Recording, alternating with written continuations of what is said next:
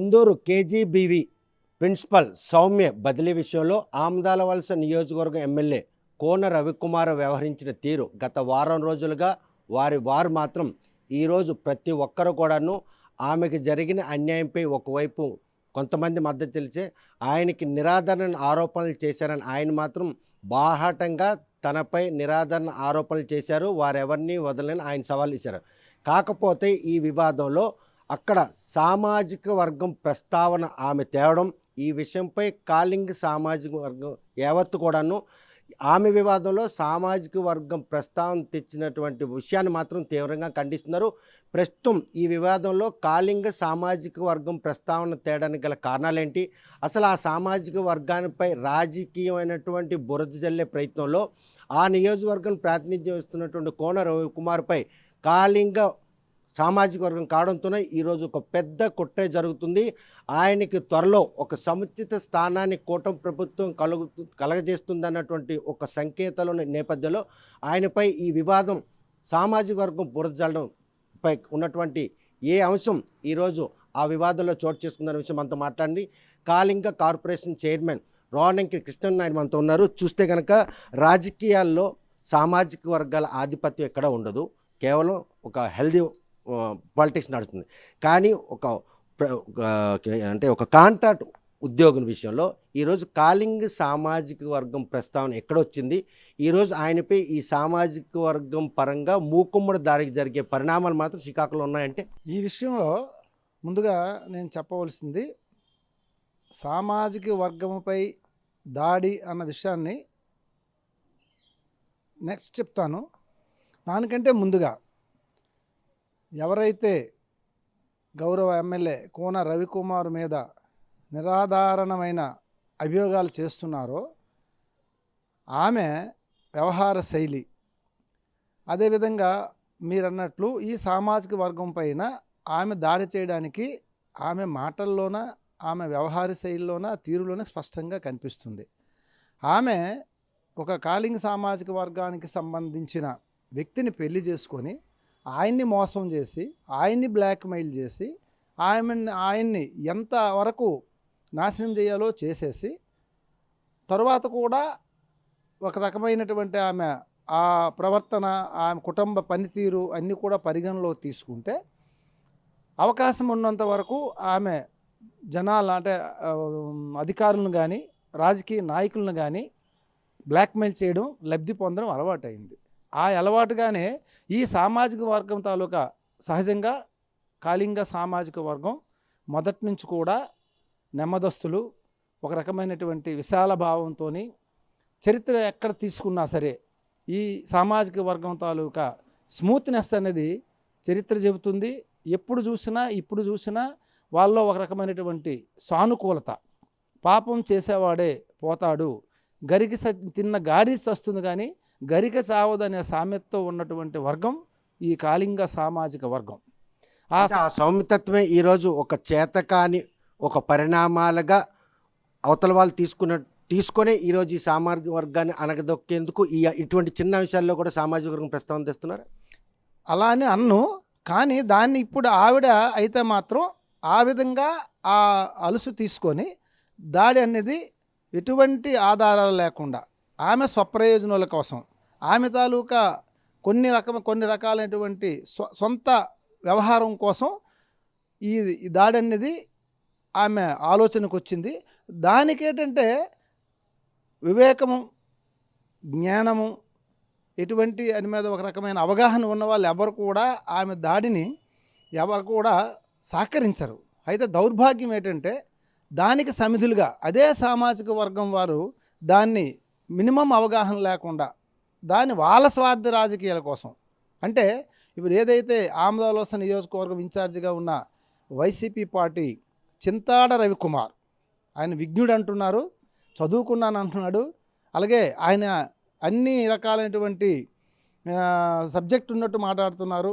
చివరగా లెజిస్లేటివ్ తాలూకా ప్రివిలేజెస్ కోసం, చట్టాల కోసం చాలా ఎక్కువగా మాట్లాడుతున్నారు. మరి ఆయన వివేకం, ఆయనకు తెలిసిన నాలెడ్జ్ అనేది నాకైతే అంతగా ఎప్పుడు అవగాహన అనిపించట్లేదు. ఆయన మాటలు తీరు చూస్తే వాటిపైన సంపూర్ణమైన అవగాహన నుండి మాట్లాడినట్టు అనిపించట్లేదు. ఇక్కడ బాధాకరమైన విషయం ఏంటంటే ఆమె ఒక కక్షపూరితంగా సామాజిక వర్గం మీద ఏదైతే ఈ సామాజిక వర్గం మొదటి నుంచి బలి చేస్తుందో అదే రీతిలో ఇక్కడ కూడా రవికుమార్ మీద ఆ లబ్ధి పొందడానికి చేసిన కుట్రలో ఈయన సమిదయ్యాడు. అలాగే ఈయనిచ్చిన ఆ ప్రోత్సాహం అనేది ఆమె కూడా ఆమె తీసుకున్న గోతిలో పడే విధంగా ఇప్పుడు ఉన్నది. అంటే ప్రేమించడానికి లేని సామాజిక వర్గం, అదేవిధంగా ఉద్యోగం చేసినప్పుడు సహకరించడానికి లేనప్పుడు ఒక ప్రజాప్రతినిధి సామాజిక వర్గం, ఇవేవీ లేనప్పుడు ఈరోజు తను ప్రొటెక్ట్ చేసుకున్న ఆ సామాజిక వర్గంపై ఆపాదించడాన్ని సహకరిస్తున్న వారి తాలూగా మైండ్ సెట్ కూడా ఏ విధంగా దానికోసం చెప్పదలుచుకున్నాను. ఇప్పుడు ఏదైతే ఆమ్దాల వలస చింతాడ రవికుమార్ ఎందుకంటున్నానంటే ఈ రవికుమార్ అనే మాటని సింపుల్గా మనం మాట్లాడితే దీన్ని కూడా మార్ఫింగ్ చేసి ఆ సామాజిక వర్గం కృష్ణనాయుడు కూడా రవికుమార్ని ఈ విధంగా మందలించారనే చేసే విధంగా కూడా ట్రోల్ చేయొచ్చు. అందుకే ప్రతిసారి కూడా చింతాడ రవికుమార్ గారు అని సంబోధిస్తున్నాను. ఆయన చెప్పిన మాటల్లోనే ఆమె ఒక్కసారి బహిరంగంగా మీడియా మీదకి వచ్చింది కాబట్టి నేను వెళ్ళి పరామర్శించి తెలుసుకున్నాను అంటున్నారు. తెలుసుకున్న అన్నీ నిజాలు కావు కదా, తెల్లనివన్నీ పాలు కావు కదా. దాని మీద లోతుగా అవగాహన చేసుకొని ఆయన విజ్ఞతతో ప్రవర్తించాలి. సరే ఆ విధంగా చేయలేదు, ఆయన తొందరపాటులో ఆయనకు ఉన్నటువంటి అనుభవం కానీ ఇవన్నీ సహకరించగా తొందరపాటులో చేసుకున్నాడంటే అది కూడా కాకుండా నిన్నను ఒక ప్రెస్ మీట్ పెట్టారు. చాలా బాధాకరమైన విషయం. ఏం మాట్లాడుతున్నారు ఆయన నేను ప్రెస్ మీట్లో? చట్టం కోసం మాట్లాడుతున్నారు. ఏంది సింపుల్గా ఒక మహిళ లైంగిక వేధింపులు చేశారు అని ప్రెస్ ముందుకు వస్తే దాన్ని బేస్గా తీసుకోవాలి అని ఒక వాదన చెప్తున్నారు. అది ఎంత దౌర్భాగ్యం అండి. ముద్దాయి పోలీస్ స్టేషన్కి వెళ్ళి నేను తప్పు చేశాను ఒప్పుకుంటాడండి? మర్డర్ చేసినవాడు పోలీస్ స్టేషన్కి వెళ్ళి నేను చేశాను ఒప్పుకుంటాడండి? దాన్ని బర్డెన్ ఆఫ్ ప్రూఫ్ ఎవరిది ఉందండి? ఐపీసీలో ఒకసారి ఎవిడెన్స్ యాక్ట్లో కూడా ఒకసారి బర్డెన్ ఆఫ్ ప్రూఫ్ అనేది చూసుకోమనండి. క్లియర్గా చదివి వాళ్ళ తాలూకా పార్టీకి కూడా లీగల్ అడ్వైజర్స్ ఉన్నారు, సీనియర్స్ ఉన్నారు. ఒక విషయం మాట్లాడే ముందు క్షుణ్ణంగా పరిశీలించి పరిశోధించి తెలుసుకొని మాట్లాడాలి. మన ఇండియన్ పీనల్ కోడ్ కానీ ఇప్పుడు బిఎన్ఎస్ అని వచ్చింది, అలాగే ఎవిడెన్స్ యాక్ట్ వచ్చింది, అంతకు ముందు నుంచి ఉన్నది మన భారతదేశంలో. దానికోసం బర్డెన్ ఆఫ్ ప్రూఫ్ ఎవరిది? ఎవరైతే విక్టిమ్ ఉంటారో ఆ విక్టిమే దాన్ని ఇప్పుడు మర్డర్ చేసేవాడు నేను ఆయనే చేశాడు అని నిరూపించుకోవాలి. అభియోగం చేసింది ఎవరు ఇక్కడ? మహిళ. మీరు అన్నట్టు దళిత మహిళ అవ్వచ్చు, లేకపోతే ఒంటరి మహిళ అవ్వచ్చు.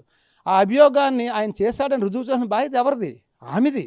అది విడిచిపెట్టి ఈయన సచ్చీలుడు నిరపరాధి అయితే ఈయన ఒక జ్యుడిషియల్ ఎంక్వైరీ చేసుకోమని, అలాగే ప్రివిలేజెస్ కోసం మాట్లాడితే ఎమ్మెల్యేస్ ప్రత్యేకించలేదు, సాధారణ వ్యక్తిలాగే ఆయనకు కూడా ప్రివిలేజెస్ ఉన్నాయి కానీ ప్రత్యేకించి లేవన్నారు.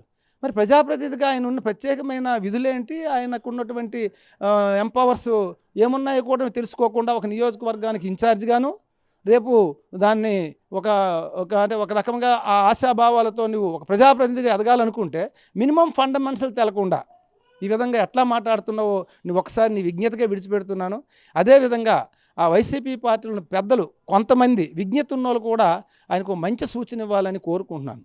ఈ విధంగా ఒక వ్యక్తి పైన ఒక సామాజిక వర్గం తాలూకా పూర్వ చరిత్రల తాలూకా మొత్తం భ్రష్టుపరిచే విధంగా మాట్లాడడం అనేది చాలా దౌర్భాగ్యం. చూస్తే కనుక ప్రస్తుతం మాత్రం కోన రవికుమార్కి ఒక మంచి రోజు వస్తుంది అన్నటువంటి సంకేతాల నేపథ్యంలో ఒక కాంట్రాక్ట్ ఉద్యోగిని ఆకస్మిక బదిలీ విషయాన్ని ఇంతలా ఆ నియోజకవర్గాన్ని ప్రాతినిధ్యం వస్తున్నటువంటి కోన రవికుమార్పై ఒక కుట్ర జరుగుతుంది. అది కూడా కాళింగి సామాజిక వర్గానికి వ్యక్తికి చెందిన వ్యక్తిగా కావడంతోనే. అంటే ఇక్కడ మనం ముఖ్యంగా అందరూ గమనించవలసిన విషయం ఒకటండి. కుట్ర అన్న విషయం తర్వాత వస్తాను. ఇప్పుడు ఏదైతే అపాదు చేస్తున్నారో ఇటువంటి అపాద వచ్చినప్పుడు ఆయన ఇలాంటివి ఎన్నో అధిగమించి ఒకప్పుడు మొదటి నుంచే ఆయన ఒక ఇండిపెండెంట్కి కూడా ఆయన తాలూకు ప్రజల్లో ఉన్న అభిమానాన్ని కనుగొని ఒక ఎంపీపీగా జడ్పీటీసీగా మండలంలో సాధించి అంచెలంచెలుగా ఎదుగుతున్న వ్యక్తి. సర్వసాధారణంగా ఒక మంచి పేరు ఒక ఎదుగుతున్న వ్యక్తి తాలూకా కాలు పట్టి లాగడం అనేది ఇప్పుడు సమాజంలో బాగా ఒక అలవాటైంది. కాబట్టి ఆయనకి ఇది కొత్త ఏమి కాదు. అంటే లాగిన వ్యక్తులు ఎవరు ఇంటర్నల్ ఆ ఎపిసోడ్ లాగిస్తున్నటువంటి వ్యక్తులే ఉంటారు. దానికైతే నా సమాధానం తెలుగుదేశం ప్రభుత్వం తాలూకా విధి విధానాల్లో అంతర్గతంగా కానీ లేదా పార్టీలో ఉన్నటువంటి వ్యక్తులు ఒకరిపైన ఒకరిని లెగ్ పుల్డ్ చేసే రాజకీయాలు చేస్తే సహించేదే లేదు. అక్కడ ఉన్నది CBN, దానికి మద్దతుగా NDA కూటమి కూడా ఉంది. ఎందుకంటున్నానంటే గత 5 సంవత్సరాలు అదే ప్రభుత్వం ఎంతమంది మినిస్టర్లు, ఎంతమంది ఎమ్మెల్యేలు ఈ బూతు పురాణంలో ఉన్నారో మీ అందరికీ తెలుసు. వారిపైన ఎన్ని మన చింతాడ రవికుమార్ అన్నట్టు జ్యుడిషియల్ ఎంక్వైరీలు వేశారు, వాళ్ళ మీద ఏం చర్యలు తీసుకున్నారు? కనీసం ఒక్కరోజైనా సరే వాళ్ళని దానికోసం ఇది సంస్కృతి కాదు, పద్ధతి కాదు అని ఎప్పుడైనా సరే మందలించారా? ఒకసారి అందరూ కూడా ఆత్మవిమర్శ చేసుకోండి. ఇప్పుడు మీరు చెప్తున్న మాటలు ఎలా ఉన్నాయంటే వేదాలు దెయ్యాలు వేదాలు ఒలికినట్టుగా ఉన్నాయి. కాబట్టి ఈ విషయంలో అధిష్టానం చూసుకుంటుంది. తప్పకుండా ఈ మధ్య తమరు చూసుంటారు, గత సంవత్సర కాలంలో పార్టీలో అధిగమించిన దాన్ని హద్దులు దాటిన వ్యక్తులపైన ఎటువంటి చర్యలు తీసుకున్నారు. అందుకు ఉదాహరణగా గత 5 సంవత్సరాలు ప్రతిపక్షంలో ఉన్నప్పుడు మంచి పోరాట పటిమ చేసి వాగ్దాటితో ప్రతిపక్షాన్ని గడగడలాంచి వాస్తవాలు జనాల్లో మీలాంటి మీడియా ద్వారా ప్రవేశపెట్టినటువంటి మన రెడ్డి గారు, ఆయనకు అడ్వకేట్ రాష్ట్ర చైర్మన్ ఇస్తే ఆయన ఆ పదవిని దుర్వినియోగం చేయలేదు. కానీ ఒక తొందరపాటులో అధిగమిస్తే ఆయన్ని మందలించడం, సరిదిద్దుకోవడం చెప్పిన తర్వాత ఆయన కూడా ఆ విజ్ఞతతో ఆ పదవిని విడిచిపెట్టారు. అది తెలుగుదేశంలో ప్రభుత్వం డిసిప్లైన్. అదేవిధంగా ఎవరు దగ్గరగా ఉన్నటువంటి మినిస్టర్లు కానీ ఏ స్థాయి వాళ్ళైనా సరే ఇటువంటి పార్టీకి నష్టం కలిగే వ్యక్తులు ఎవరు చేసినా సరే ఆ విషయంలో క్షమించకుండా వాళ్ళకి ఒక పెద్ద కుటుంబ పెద్దగా ముందుగా దాన్ని సరిచేసుకోమని బుద్ధులు చెప్తారు. తర్వాత వాళ్ళపైన ఎటువంటి చర్యలు అప్పటికి సరిదిద్దుకోకపోతే ఎటువంటి చర్యలు తీసుకోవాలో కూడా దాన్ని అధిష్టానం చూసుకుంటుంది. ఇప్పుడు రవికుమార్ విషయంలో కూడా నేను చెప్పేది ఒకటే, తెలుగుదేశం పార్టీకి ఉన్న క్రమశిక్షణ నిబద్ధతలో అంతర్గతంగా ఉన్నటువంటి ఎటువంటి వాటినైనా క్షుణ్ణంగా పరిశీలించి వాటిపైన నిజ నిర్ధారణగా వాస్తవాలు తెలుసుకొని ఎంతటి వారైనా ఉపేక్షించకుండా చర్యలు తీసుకుంటుంది. కాబట్టి ఇందులో రవికుమార్ గారికి ఏదైనా ఆయన స్వయంకృపాదం కానీ ఎటువంటి ఇది పార్టీకి నష్టం కలిగే వ్యవహారం చేస్తే తప్పకుండా దాన్ని అధిష్టానం చూసుకుంటుంది. దానిపైన అంతకంటే వివరణ ఇవ్వాల్సిన అవసరం లేదు. కానీ ప్రస్తుతం మాత్రం ఆయన ఎదుగుదలని ఎట్టి పరిస్థితుల్లో భూస్థాపితం చేసేందుకు జరుగుతున్నట్టు ఒక కుట్ర. అందులోనికి కాళింగ సామాజిక వర్గానికి సంబంధించిన వ్యక్తి ప్రస్తుతం జిల్లాలో కాళింగ సామాజిక వర్గం ఇటీవల ఏడాది కాలంలో ఉద్యోగుల విషయంలో కానీ ఏ శాఖల్లో కూడాను అంటే ఆ బదిలీల ప్రక్రియలో కూడా ఆ సమాజంలో పెద్ద ఎత్తున నష్టం జరిగింది ఒక ఉనికిడి కూడా ఉంది. ఈ నేపథ్యంలో ఆయన్ని ఒక చిన్న కాంట్రాక్ట్ ప్రిన్సిపల్ విషయంలో ఇంతలా భూతద్దంలో పెట్టి వెనక ఒక పవరే నడుస్తుందని చెప్పేసి ఒక బాగా చూడండి. ఈ విషయంలో ఎవరికి వారు ఊహించుకొని ఊహాగానాలతో మాట్లాడితే ఆ మాట్లాడిన వాళ్ళకి ఆ విజ్ఞతకు విడిచిపెడుతున్నాను. ప్రత్యక్ష నిదర్శనాలు కూడా ఉన్నాయి. చాలామంది గత 5 ఏళ్ళు ఇక్కడ పనిచేస్తున్న వాళ్ళు పక్క జిల్లాలకు కూడాను బదిలీలు అయిపోయిన ఉన్నారు ఈ సామాజిక వర్గం. ఉద్యోగుల విషయంలో అది సహజమండి. ఎందుకంటే ఒక 5 సంవత్సరాలు పరిమితి దాటిన తర్వాత సహజంగా వాళ్ళకి బదిలీలు అనేది సహజంలో సుదీర్ఘం అంటే ఆ సహజంలో సుదీర్ఘమైన అంశం కూడా విషయం మాట్లాడతాను. గత ప్రభుత్వంలాగా రాష్ట్రమంతా కూడా రెడ్డి సామ్రాజ్యాన్ని రెడ్డిల్ని నియమించుకొని వాళ్ళు ఇష్టారాజ్యంగా చేశారు. ఇప్పుడున్న ప్రభుత్వం అందరు బీసీలని అన్ని కులాల వారిని సమతౌల్యంతోనే చూస్తున్నారు. దానికి ఏదైతే ఇప్పుడు అపవాదు చేసి మాట్లాడుతున్నారో దానికి నేను ఖండిస్తున్నాను. ఎందుకంటే ఇప్పుడు రాష్ట్ర స్థాయిలో ముద్ర మేనేజర్గా ఈ సామాజిక వర్గం చెందిన వారే ఉన్నారు. జిల్లాలో కొన్ని హెడ్ క్వార్టర్లో వ్యవసాయ శాఖకు సంబంధించి కానీ ఎలక్ట్రికల్కి సంబంధించిన కానీ ఈ కళింగ సామాజికం సంబంధించిన అధికారులు ఉన్నారు. మరి అలా అయితే ఎక్కడది వివక్షత ఎక్కడుంది? అదంతా కూడా ఎవరికి వారు. సహజంగా ఈ సామాజిక వర్గంలో ఉద్యోగులు ఎక్కువ, ప్రతి ఒక్కరు కూడా ఒక ఎక్స్పెక్టేషన్స్ ఎక్కువగా ఉంటాయి. ఆ ఎక్స్పెక్టేషన్లో 10 మంది ఒకే ప్లేస్ కోసం పోరాడినప్పుడు ఒకరికి వస్తుంది, మిగతా 9 మందికి రాకపోవచ్చు. దాని రాష్ట్ర రాజకీయాలు భిన్నంగా శ్రీకాకుళం జిల్లా రాజకీయాలు ఉన్నాయి. అందులో కాళింగ సామాజిక వర్గం మాత్రం తీరని అన్యాయం జరగడంతో పాటు ఎదుగుదని పూర్తిగా తొంగలో తొక్కేందుకు ఒక పథకం రచించారు. దానికి వైసీపీలో ఉన్నటువంటి కొంతమంది వ్యక్తులు ఇటువంటి దాన్ని పార్టీ పరంగా అనండి, లేదంటే వాళ్ళ స్వప్రయోజనాల కోసం అనండి, లేదంటే ఈ సామాజిక కొంతమంది వ్యక్తులు అవివేకంతో విజ్ఞత లేకుండా ప్రవర్తించి ఈ రకమైనటువంటి ఈ ఆరోపణలకి త్రోవ తీస్తున్నారు. అయితే నేనేమంటానంటే రవి గారు ఎమ్మెల్యే, గౌరవ ఎమ్మెల్యే రవి గారికి దీన్ని ఈ రకంగా చేయడము అని అంటే, గతంలో ఒక అక్రమ ఆరోపణ, అక్రమ కేసు పెట్టి చంద్రబాబు నాయుడుకి ఎలాగైతే నిర్బంధిస్తే ప్రపంచవ్యాప్తంగా ఆయన తాలూకు విలువలు తెలుసుకొని ఎటువంటి మంచి పేరు వచ్చిందో, అదేవిధంగా ఆమదాల వలస ఎమ్మెల్యే గారు కోన రవి గారు ఆ విధంగానే కడిగిన ముత్యంలా బయటకు వచ్చి ఆయనకి భవిష్యత్తులో ఇంతకంటే మంచి ఆదరణతో మంచి పది వస్తుందని మాత్రం నేను కోరుకుంటున్నాను. అది జరుగుతుంది కూడా. చూస్తే కనుక ప్రస్తుతం ఒక కాంట్రాక్ట్ ప్రిన్సిపల్ ఆకస్మిక బదిలీ విషయంలో ఈరోజు కోన రవికుమార్పై నిరాదరణ ఆరోపణలు చేసిన విషయంతో పాటు ఆ సామాజిక వర్గం ప్రస్తావన తేవడం, ఈ పరిణామాలన్నీ చూస్తుంటే మాత్రం ఆయన పట్ల ఏదో కుట్ర జరుగుతుంది. కాకపోతే పార్టీ అధిష్టానం మాత్రం ఎవరైతే ఎమ్మెల్యేలు కానీ మంత్రులు పనితీరును మాత్రం అంటే షాడోలో తాలూకా పనితీరును మాత్రం పరిణామాలు తీసుకుంటుంది. ఆ నేపథ్యంలోనే ఈరోజు ఏడాది పాటు ఆయన పార్టీ కోసం కష్టపడే పనితీరు మాత్రం క్రైటీరియాగా తీసుకొని భవిష్యత్తులో మాత్రం ఏ ఆరోపణలు అయితే ప్రశ్న ఎదుర్కొంటున్నారో ఆ ఆరోపణలకు మాత్రం పూర్తిగా అవాస్తవాన్ని నిర్ధారణకు వచ్చి ఆయనకు ఒక సముచిత స్థానం త్వరలో కలుగుతుందన్నటువంటి ఆశాభావాన్ని మాత్రం కృష్ణనాయుడు వ్యక్తం చేస్తున్నాడు. కాకపోతే ఈ సామాజిక వర్గం ఉత్తరాంధ్రలో చాలామంది ఉద్యోగులు ఉన్నారు.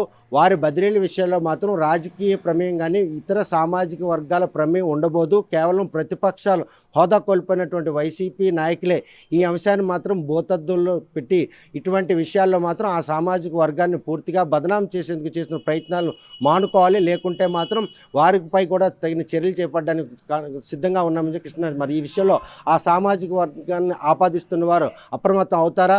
ఆ సామాజిక వర్గం గురించి ప్రస్తావించాలంటే వారిలో వెన్నులో ఉనికి పుడుతుందా లేదా అనే విషయం వేచి చూడాల్సింది. వీడియో జర్నలిస్ట్ రామకృష్ణతో సత్యం, RTV శ్రీకాకుళం. తెలుగులో న్యూస్ కి ఫాస్టెస్ట్ యాప్ ఇప్పుడు టోటల్లీ న్యూ అవతార్లో జస్ట్ 5 seconds లో కంప్లీట్ న్యూస్. సోషల్ మీడియాలో ట్రెండ్స్ కి one stop solution. Live TV app voice search option తో ఇప్పుడే డౌన్లోడ్ చేయండి లేదా అప్డేట్ అయిపోండి. యాప్ లింక్ డిస్క్రిప్షన్ లో ఉంది.